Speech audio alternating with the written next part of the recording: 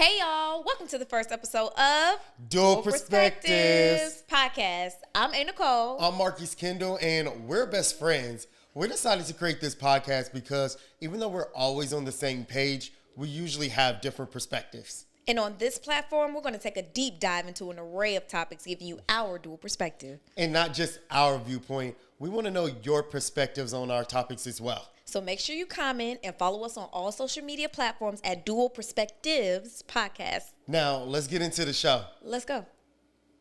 So the other day, we were on the phone and the topic of cheating came up. So I thought it was only right that we brought it to the platform. Yeah, I was feeling some type of way. You were. When we were talking about it. Disclaimer, am not a supporter of cheating. I am not going to encourage you to cheat. I'm not going to judge. I'm not going to judge. Don't cheat people, please. But I'm not going to encourage you to cheat. And I'm also not going to condone and let you feel like that's just okay. But we were talking about it, and I was feeling some type of way. So let's get into it. Today we are talking about why do people cheat? Yeah. And I feel like before you can talk about why people cheat, you got to talk about what is cheating. Like, how do you define cheating? What is cheating in your words? So in my opinion, I define cheating as engaging in any physical or emotional act outside of your partner, which results to a loss in trust. Yeah. My definition is similar to that, right? Because I feel like anytime you're making an emotional or a physical, intimate connection with someone else outside of the relationship, you are cheating, right? Right. Point blank, period. Okay, so it sounds like we're on the same page. Pretty much it's self-explanatory. Cheating is something that you don't want your partner to do outside of you. I hope not, We can all agree. Yeah. But I think we need to dive a little deeper into the aspects of cheating, right? Because there's different levels of cheating. Yeah.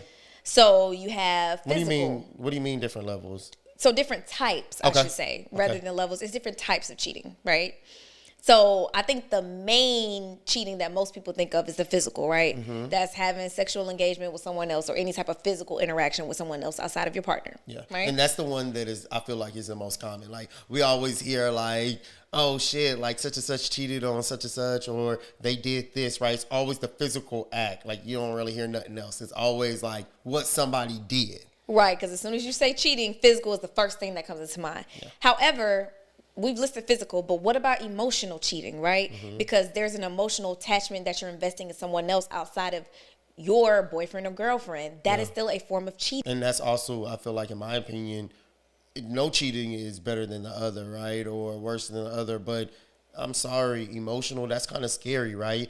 Physical all day long, but if you're emotionally cheating, it's hard to come back from that, right? You may not be able to recover from emotional cheating.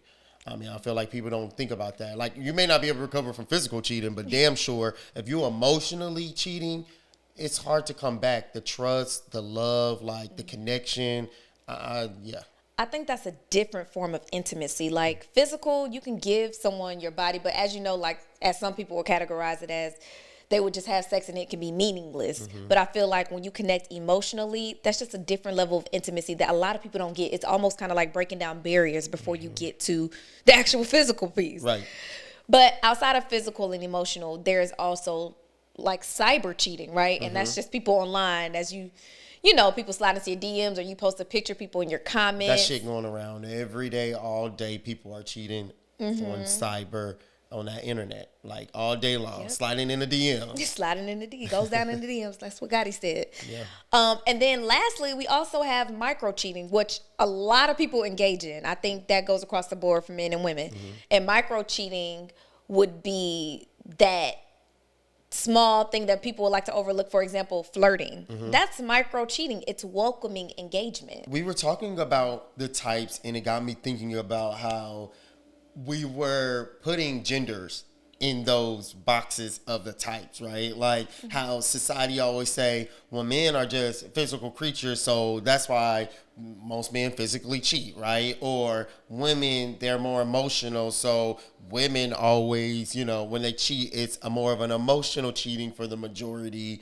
Do you agree that majority of men are physical, a majority of women are emotional when it comes to cheating, or? I definitely agree. I mean, history shows you that. Yeah. Look at divorce rates, or look at breakups, or whatever you want to look at. But I definitely think that men are more physical creatures. And they'll tell you, it's just like, oh, that's a piece of pussy, or, I just wanted to fuck. I don't care nothing about that person. Men show and say that all the time.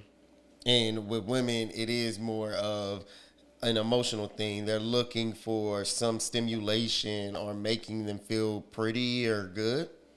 I would have to say, too, for the majority of women, I'm not a cheater, but a majority of women do emotionally cheat. Like, they will emotionally attach themselves to someone that probably better aligns with how they express themselves, that maybe they aren't getting it from their partner. But I don't commonly see women physically cheating. Yeah. Not like men. Not at the rate of men. Yeah. No. And then I will say, like, when it comes to cyber, that's gender neutral, right? Definitely. I think everybody done been in somebody DMs before. I mean, I'm not big on DMs and Not social Marcus media. Kendall. Not nothing you can Snapchat and send, child. Yeah. But yeah. I mean, and then I feel like with the micro cheating, though, like with the flirting, that's gender neutral too. And also it plays a part on some insecurities in the equation too. Like, I'm not a person that is jealous if my partner is doing a little flirting with somebody. There is such thing as a line that cannot be crossed to flirting, right? And wanting to do more. But I will say that if my partner is flirting or whatever, like, I'm not tripping about that. I'm not an insecure person, and I also don't have trust issues in my relationships. I think flirting is only a problem when we look at the intent behind it. If you're just flirting just because you're a sociable person, okay, cool. But if you're flirting with the intent for things to be taken to a different level, now we have a problem. Yeah. Because I can give you a compliment and say, hey, I really like that shirt. It look good on you. Yeah. And leave it right there. But if it's, damn, that shirt look good on you, I wonder what it looked like off. That's seems like we're now crossing over into the physical lane of cheating, because if somebody takes that bite and they're like, well, shit, I'll show you, that can lead to so many different places. So I do think that cyber and micro cheating lead to physical and emotional cheating. That makes sense. And they're gender neutral. And yes, I do think that men and women engage at both of those at the same rate. One is not better than the other, but I do want to say it's more than just men are physical creatures. I can't speak for a women perspective, but I'm a whole men accountable that are in relationships. It's easy when we with our homeboys to just say, hey, what's up, bro? I did this and da-da-da, right? And it's like we let it happen. We let the cheating happen, and it's cool and it's tolerable, whatever, da-da-da. So influence. The influence, right?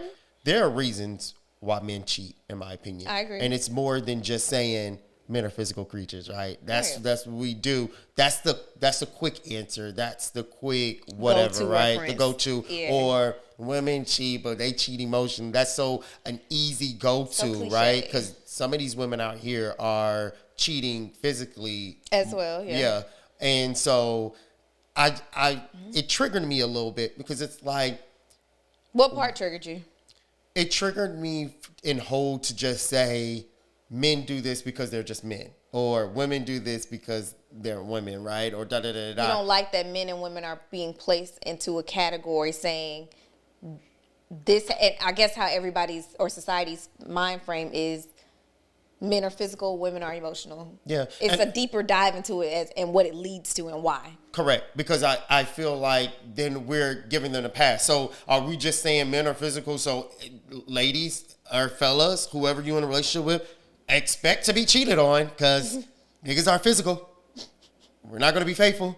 We're not going to be committed. That's a fucking lie. So I want to know, what are the reasons, or why do people cheat? Why do men cheat even though we're physical? What is the reason why we cheat? Females, we know that the ladies are emotional. Why do women cheat? And why do they cheat emotionally? What is the reason? I mean, I'm not a cheater, but I can think of a few that could probably resonate with some others. I feel like probably the number one reason is that needs aren't being met. I mean, people step out all the time because their needs aren't being met. But I guess you also have to question, like, well, are you communicating that your needs aren't being met before you go step out? Yeah. The needs being met is a big one, right? Because like if I'm not being satisfied, I'm gonna get it somewhere else. Right. And then I also think that sometimes people just fall out of love, but they stay because of comfortability. That comfort is a motherfucker. People will stay in something long term, knowing they've been done with that situation out of comfort. Please, people, stop doing that. Yeah. Stop doing it. Yeah. And you ain't doing yourself justice. I mean, you're 'Cause not you ain't happy. Yeah. That's what I'm saying. And I was passionate about that because I have been on the other side of the podium where I stayed in something long term because it was comfort. It was like, I know this person knows me. I don't want to start over. Like, and no, in my younger days and mindset, but I'm more mature now and older and I've had more experiences, and that ain't nothing that I would ever do again. Yeah. But note to everyone else, don't stay in something out of comfort. You will find happiness somewhere else. I promise you. Literally. People stay into that, and that's it. The comfort becomes toxicity, right? Toxic. It's definitely, the comfort becomes toxic. Very true. What else? What's another reason why people cheat? I think just a lack of commitment. I feel like people want to have their cake and eat it too. And you know that in order to have this person, you have to do what they want and tell them what they want. And then when they're not around, you're trying to sneak off and do something on the side, right? Because if you be upfront and say, hey, I really want to open a relationship, but I want to make you my main and dip and dab on the side every now and then. Ain't nobody going for that. Ain't nobody going to say, okay, cool, let's do it. So I think instead of just saying that upfront and getting that rejection, people try to play both fields. Yeah. Which also just, I guess, brings me back to opportunity too. It's like, you know my saying, and I think this might have been something that we discussed on the phone that you didn't agree with. Okay. People are as faithful as their options. I don't care what you say. People are as faithful as their options. And if the opportunity presents itself and they feel they can get away with it, they will. I want to give a different perspective of that. Okay. I do agree on everything we just said in a perspective of broken individuals, right? Okay. The first thing. Yeah. I do feel like it is a choice to cheat. And I'm not going to give it a pass based on your gender if it's okay for you to cheat or not. You know, that's one. We all make choices if we're going to cheat, if we're not going to cheat. We have a choice to, it's premeditated. Right. Communicate with your partner because like you said, I'm not being fulfilled. Communicate with your partner. You're falling out of love. Communicate with your partner that you're not 100% committed into the relationship. It's because you do want your cake and eat it too. And I hear you when you say, well, who's going to tolerate somebody saying that, hey, I want to have more than one sexual partner? Well, there are people out there, right? Open relationships exist. People who want to have threesomes, right? Bring other people in their relationship for the sexual experience. There's communication with that. Maybe not shawty that you dating is going to tolerate that, but it's not fair to lie to your partner on how you're going to be committed in this relationship and the things that you want when you really know that you want to have your cake and eat it too. That's just specific for the people that, right, is not really committed. Like you said, have your cake and eat it too. Now, if you're falling out of love, I mean, once again, it's communication. So the first thing I think is you have to make the choice. It is a choice. You choose. Do you want to cheat or not? Yeah. 2, your upbringing, right? Your influence, the people around you. I'm not making or giving an excuse, but people who see, or growing up, they see their fathers or their mothers and they're hypersexual, and they see them, people in and out the house, they see sex a lot, they're things that are very explicit to them. I don't know, I'm trying to find the word that I'm looking for, right? Those type of individuals grow up and think that's okay, right? So, for example, with men, right? We see growing up, our fathers, our uncles, our friends, we see all of those men cheating and not being faithful, not having any commitment. So we grow up. We become a product of our environment. We see our dad not being faithful. We see our uncles not being faithful. We're not faithful. And we don't see nothing being wrong with it because But what keeps you from choosing, and not you specifically, but men or women, what keeps them from choosing to not be that way? Just, again, like domestic violence. If you seen your mama getting beat up when you were growing up, why would you want to turn around and do that? Why what makes you make the active choice to do that as well, or not do it? It's not. It is an active choice, but I think sometimes unconsciously it is learned. Right, that's a learned behavior. If I'm around all my friends and we saying XYZ saying, right, or think about it, right, growing up being black, there are things that we say being black that we all know, like being black, what it's about, right, or like how it is. We learned that from one another. Okay. There are things that you say and that you do and you learn that you don't know is wrong until you're called out on it. Cheating now, you know it's wrong, right?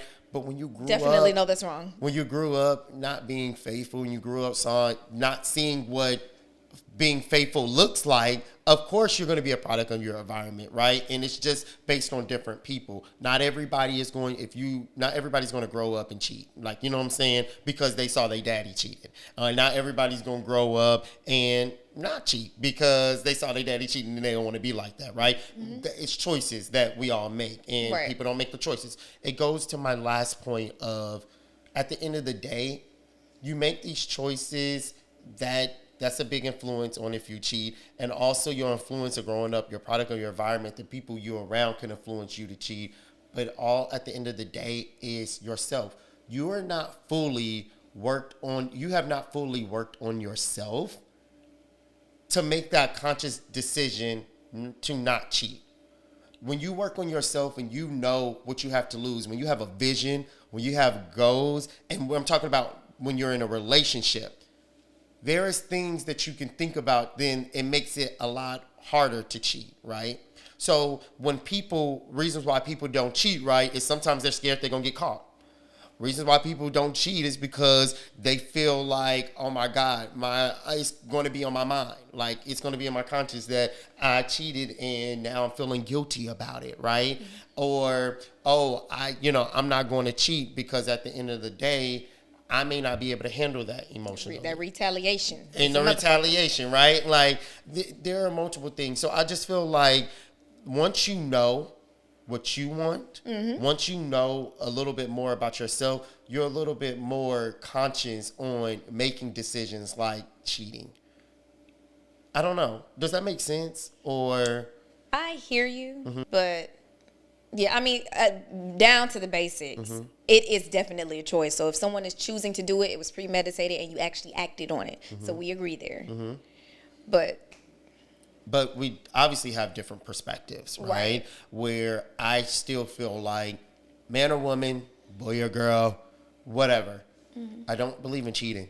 And I don't believe that it is just something you do. It is a choice that you make, man or woman. That's my thoughts. Agreed.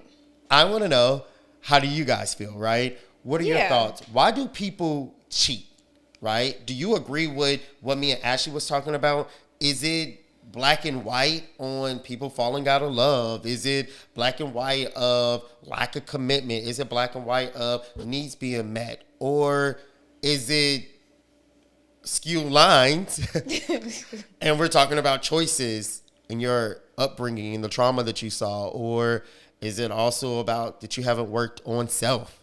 You need to work on yourself and the vision that you have for yourself and why you're doing the things that you're doing. I want to know. So now that you've heard our perspective on why we think people cheat, why do you think people cheat? Please go comment and let us know on our page at Dual Perspectives Podcast. And we'll talk to you on the next episode. See ya.